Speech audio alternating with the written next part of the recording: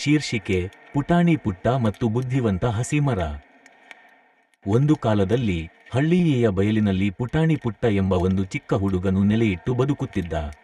ಅವನು ಬಹುಪಟ್ಟು ಕೌತುಕಭರಿತ, ಯಾವುದು ಹಳೆಯದು ಹೊಸದು ಎಲ್ಲವನ್ನೂ ತಿಳಿಯಲು ಹಾತೊರೆಯುತ್ತಿದ್ದ. ಒಂದು ದಿನ ಪುಟ್ಟ ಆಟವಾಡುತ್ತಾ ಅರಣ್ಯದ ಬಳಿ ಹೋಗಿ ಒಂದು ಹಸಿರು ಮರವನ್ನು ನೋಡಿದ. ಆ ಮರ ಮಾತಾಡುತ್ತಿದ್ದ. ಹಸಿ ಮರ: ಓ ಪುಟ್ಟ, ನೀನು ಏನು ಹುಡುಕುತ್ತಿರುವೆ? ಅವನು ಮರದಿಂದ ಹಲವು ಪಾಠಗಳನ್ನು ಕಲಿತ.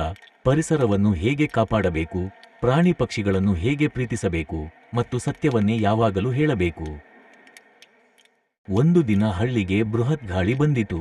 ಮರಗಳು ಉರುಳಿದವು, ಮನೆಗಳು ಹಾನಿಯಾದವು. ಆದರೆ ಪುಟ್ಟ ಹಸಿ ಮರ ಹೇಳಿದ ಬುದ್ಧಿಯಿಂದ ಎಲ್ಲರಿಗೂ ಸಹಾಯ ಮಾಡಿ ಹಳ್ಳಿ ಉಳಿಸಿದ.